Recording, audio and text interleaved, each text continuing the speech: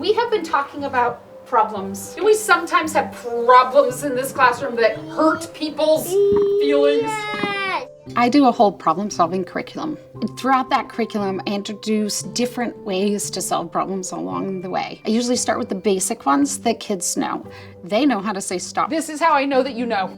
Charlotte, go ahead and give me one. Stop. Stop, and could you use the sign for stop? To be real serious? And then when I taught stop, we actually did go little first. mini scenarios. I wanna go first. No.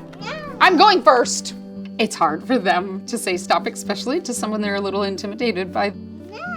No. But I think it's really good practice for them to even do it to an adult, because all people, regardless of their size or their being a peer or not a peer, you need to be able to say stop.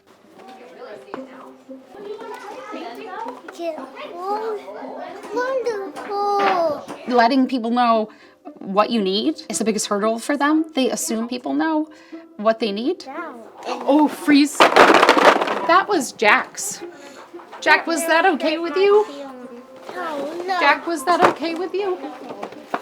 Jack said that was not okay. Can you help him to rebuild it? Yes. When we don't like something that someone does, we say stop. Then we have to tell people how we feel. Why do we want them to stop? Sometimes we even have to name what we want them to stop. So we practice these things.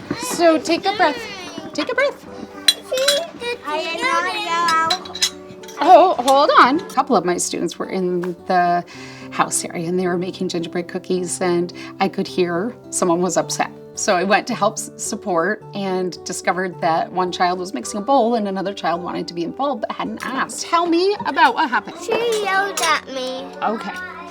What happened? So we were attending these ingredients and she dumped it. We were supposed to get these. Did you talk about it ahead of time? Did you let Emma know that you were wanting to help put ingredients in? Yeah, but she just dumped it. So are you working together, Miss Emma? But we were working together. You were working together, and then you felt like Olivia started yelling. And did that hurt your feelings? I did not yell. So she felt like it. Remember we talked about this? Everybody's feelings are different. I just want to help Emma, and she did not even know I was trying to help her. Oh, so listen, I think maybe that's what caused the problem. You didn't tell her you wanted to help. Do you think that's what caused the problem? Yeah. So we have to use our words. We have to talk to friends. So what could you say to Emma so she knows that? Emma, how about we use those as ingredients with these cups? Do you want a big one? No, I want this little one. What could Olivia do in the play? What could she do to put in ingredients? Because she would like to help. She could use these ingredients to Awesome. put in those. Awesome. Did you hear that? Yeah. Great. Keep using your words to talk, because that's how Emma knows what you need.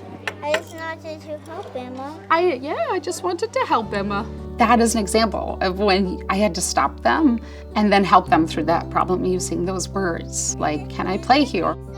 That's the key.